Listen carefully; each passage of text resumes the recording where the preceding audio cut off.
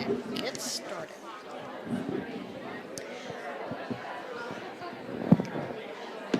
Good morning, everyone. How do you like the weather? Oh, love it. I can tell somebody besides Roe is from the northern regions. So welcome, everybody, to our second Workplace and Health Improvement Summit. We held one in 2013, which I'll tell you a little bit more in a few seconds.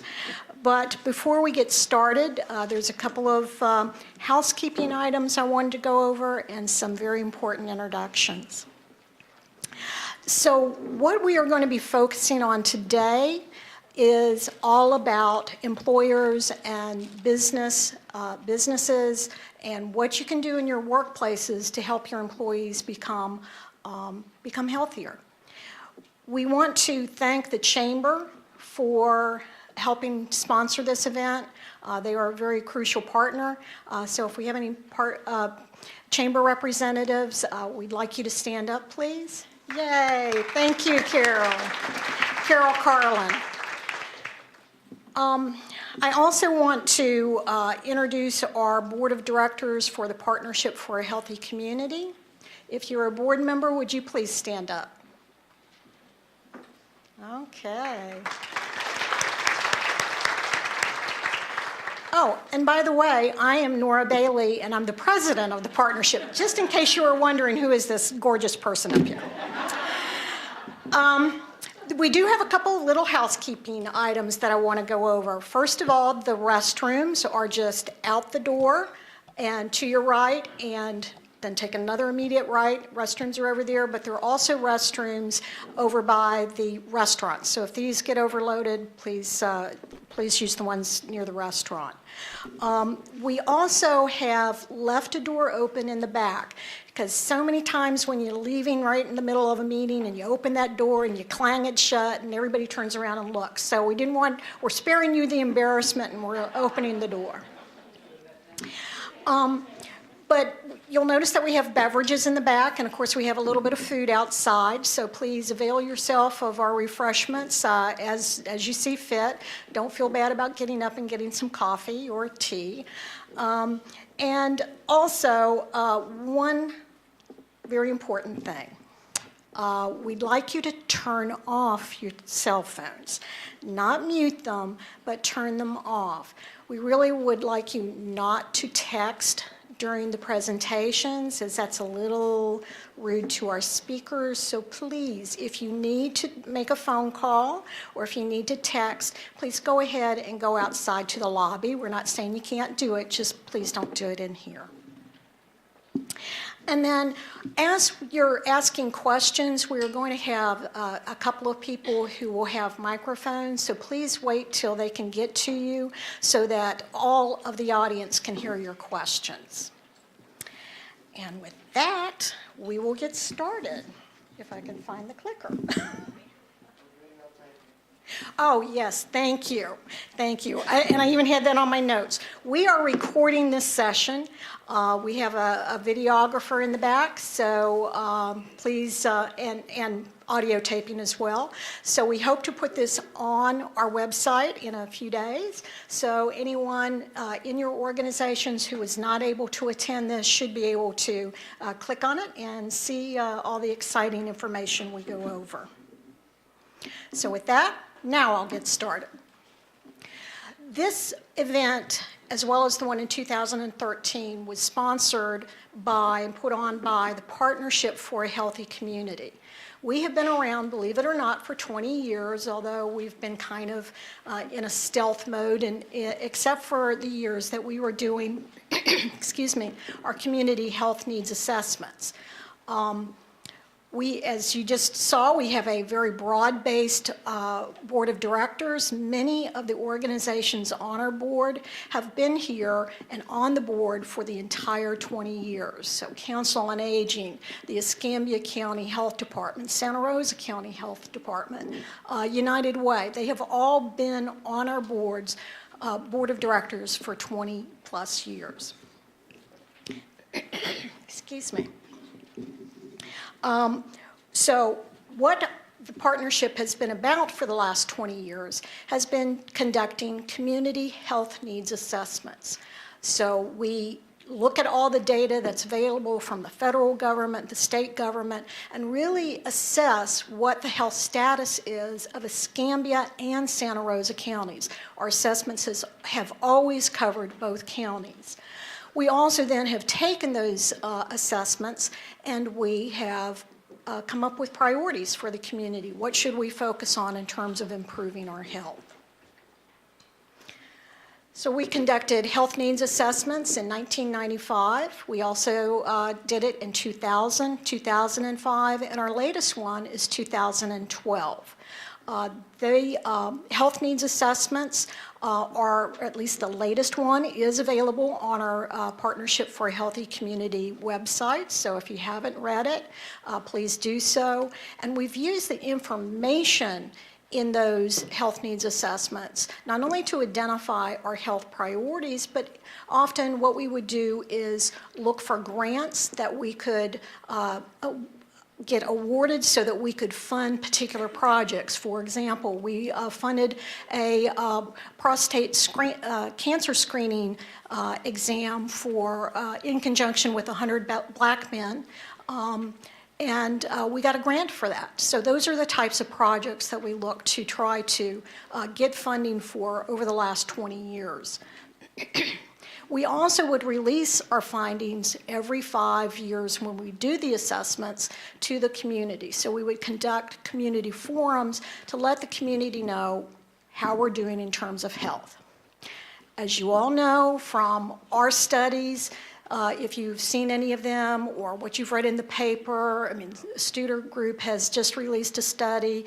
Various organizations, even United Way over the years, have done various assessments.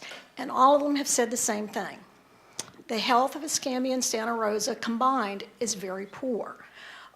We lag behind most counties in the state. And the state, Florida, lags behind the rest of the United States. So in many ways, Escambia and Santa Rosa is the worst of the worst. So when we did our 2012 needs assessment, that was our fourth one, and we realized that we've got to do something different.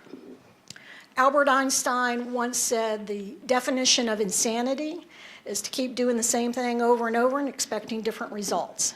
Well, I guess that's what we'd been doing, so we must have been a little insane. So we decided this time, we can't just release the information, we can't just try to get a few grants to change things. We really have to invigorate the entire community so that we can have collective impact as well as individual impact and actually see some changes to those numbers. We want to see some improvement.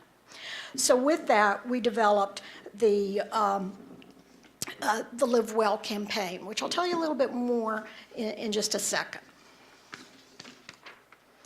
So to start off that something different we were going to do, we held our 2013 summit.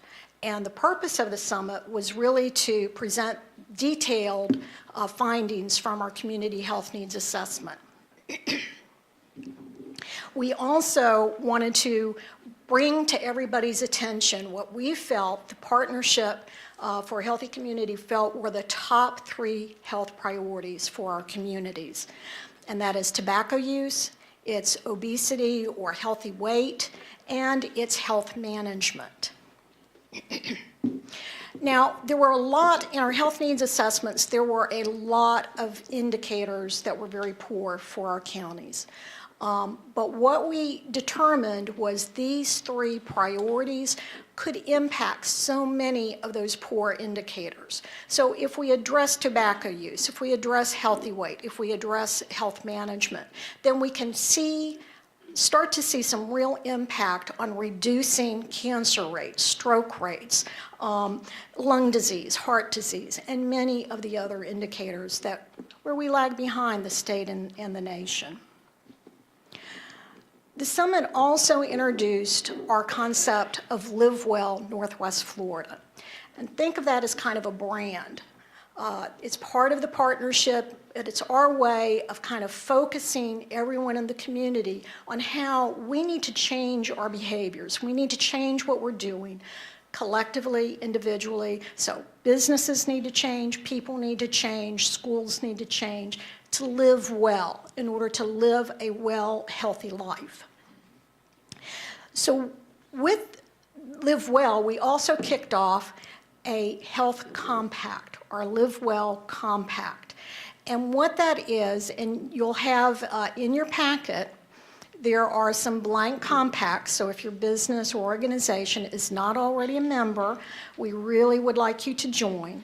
But the compact was a way for us to say, we want others to join in with the partnership. This is not a one organization effort. This is a community-wide effort. And there are so many things that organizations, businesses can do to help join the fight to improve our health. So what we did was we asked, in signing this compact, we want you to participate in health improvement efforts. We want you to adopt different policies that really highlight and encourage healthy activities and healthy behaviors. And we want you to also help us advocate in support of health improvement. And also, one of the things with Live Well, we wanted to really be a community-wide collaborative effort. So it's not, again, it's not just one organization. It is all different types of organizations, different types of businesses, and individuals in the community who are really working to make a difference. As of today, we have almost 120 businesses that have joined the compact. And once again, I'm going to plug in, if you haven't joined, please help support this effort. We feel it's very, very important to get as many organizations on board. And as a compact member, you'll get newsletters, you'll get information that will help you on your own journey, your own business's journey to health. From the summit, we said, the summit's great. We had incredible turnout for the summit. It was very productive. We broke into work groups. We accomplished a lot, but we didn't want to stop there.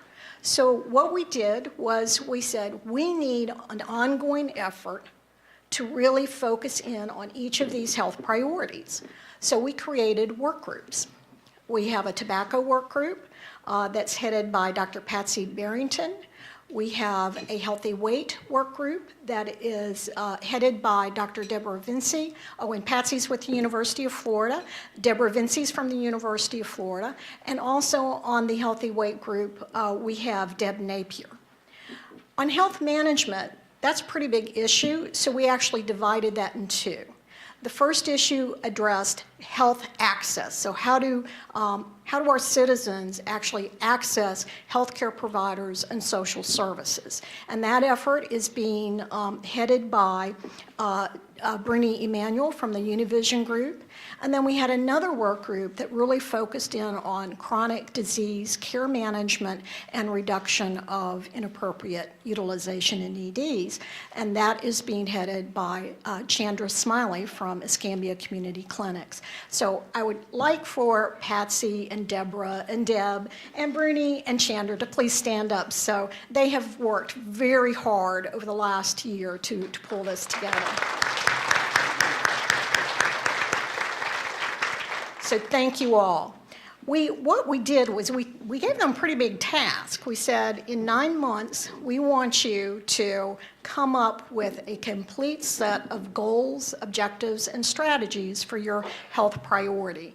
And really what that meant is we wanted them to do the research, come back with evidence-based best practices, what has worked in other communities, what has been proven to work, not just what they say work, but actually had some research behind it. And then come back to us and tell us, what do we need to do and how do we need to do it? So come up with those goals, objectives, and strategies. The end result was our roadmap to wellness, and that was just printed in August-September timeframe. We did not put them in your packets. However, we do have some extra copies out on the resource table, which is outside this in the lobby.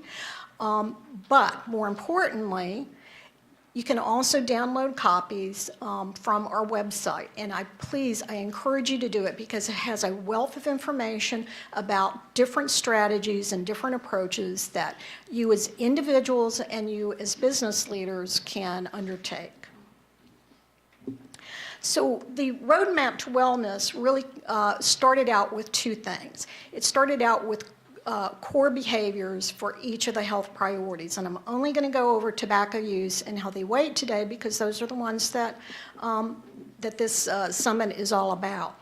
But the core behaviors are really those things that anyone, and hopefully everyone, can do to really help start changing health of this community. So for tobacco, the core behavior was if you don't use tobacco, great, don't start. But a lot of our people in this community do use tobacco products. So what we want you to do is if you are a tobacco user is to quit. Use whatever resources are available and definitely seek support, whether that is through smoking cessation classes or whether that is pharmaceutical assistance, or even if it's just your friends and your relatives who have changed. So these are behaviors or core behaviors that anyone can undertake to help improve the health status of our community. With healthy weight, what we want everyone in the community to realize is healthy weight is not just about the numbers on your scale. It's not about your BMI. I mean, those are very important numbers, but that's not the only factors. What we really want people in Santa Rosa and Escambia to focus in on is healthy eating and physical activity. So really look at what you eat, and increase the amount of vegetables, increase the complex carbohydrates, and get a little bit more exercise, even if it's just 10 minutes walking around your house. So, from those core behaviors, the roadmap then branches out into what we can do as a community together to address these health issues, and the next one will be about what the partnership is going to do. But first of all, what can the community work on together to really address those three health priorities? And here are the goals. The complete roadmap that is on our website actually goes into objectives and strategies. It really has an action plan for all of these. But for the presentation, just want you to see what the primary goals are for community. Now, the partnership, as I said, we've been doing community health needs assessments and nothing had really been changing. So we decided it's great to have these community goals, but somebody needs to step up to the plate and be the leader in addressing certain health issues. So the partnership has made a commitment that these goals that you see here today, this is what the partnership through our Live Well brand or Live Well initiative is really going to focus in on. And we feel that we can help facilitate and coordinate and maybe even be a catalyst for change in this community. And we're willing to take that on. We think that is our responsibility. So what we want to focus on the tobacco side is increasing employer tobacco-free policies and campuses. And you'll hear more about that in our presentations today. We'll also increase workplace cessation programs that have active participation by the employees. On the healthy weight side, we want to increase weight programs available within the workplace. And we also want to work to limit recreational screen time, and that's computer, TV, video game, that type of stuff, to 2 hours. That's part of our 5210 campaign that you'll hear more about from our Healthy Weight group. And of course, part of that is also decreasing consumption of sugary drinks, which got vegetables. But although beets, I found out, have a high amount of sugar in them, and they're one of my favorites. Yes, decrease consumption of sugary beverages, and we think that's something that can be done very well in the workplace as well. On the health management side, we have two goals. One is to increase access to primary care, health care in general, and social services, because we know your health is very much part of a system. It's part of your emotional health, your financial health, your mental health, as well as your physical health. So we want to look at all sides of that aspect. We also want to reduce the inappropriate utilization of emergency departments in the area and get people into their primary care provider so that they can get preventative and ongoing primary care. So today, what we are going to focus on is really the tobacco use and healthy weight, and what employers, businesses, and organizations can really do in your workplace to really help address these issues. So we're kind of kicking off the healthy weight and tobacco initiatives today. But before we get started, I just wanted to go over a couple of quick facts that came out of our roadmap. 22% of our communities, both Escambia and Santa Rosa, use tobacco. Doesn't sound like much, and in fact, it actually has gone down since 1994.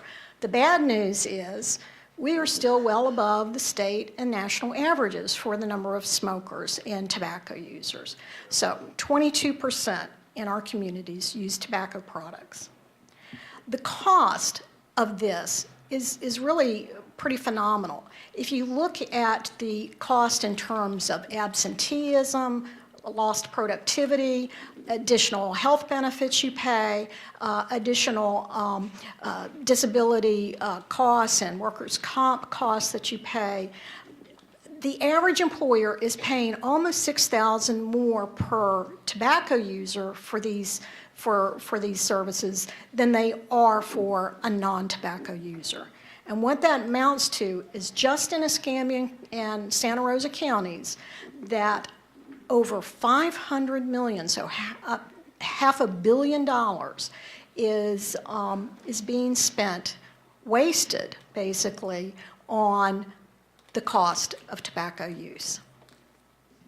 And on the healthy weight side, and this number just staggered me, that 65% of our population is overweight or obese, and yes, I know I resemble that remark, but I am personally committed to making those changes that we talked about earlier that individuals can do.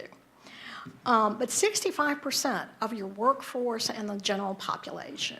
What that translates to is that an obese person costs an employer $2,000 more on an annual basis, whereas somebody who's overweight costs at least $500. $600, excuse me. And what that means is that businesses in our area are spending an additional $300 million a year in unneeded costs. When you add tobacco and the weight numbers together, that means almost $1 billion is being wasted in our community unnecessarily due to tobacco use and weight. So what this summit is about today is to help you make that business case for doing wellness programs in your organization. And for every dollar that you invest in wellness programs, you can expect to see a 27% reduction in absenteeism and a 32% reduction in workers' comp and disability claim costs. So for every dollar that you spend, you can expect to get a return of $6. That's pretty awesome. I think that is something that would make anybody sit up and take notice if you could delay or defer, rather, $6 in cost.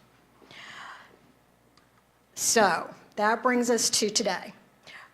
We are going to have a wonderful keynote speaker who I'll introduce in just a second, and she is a state and national expert in the area of worksite wellness.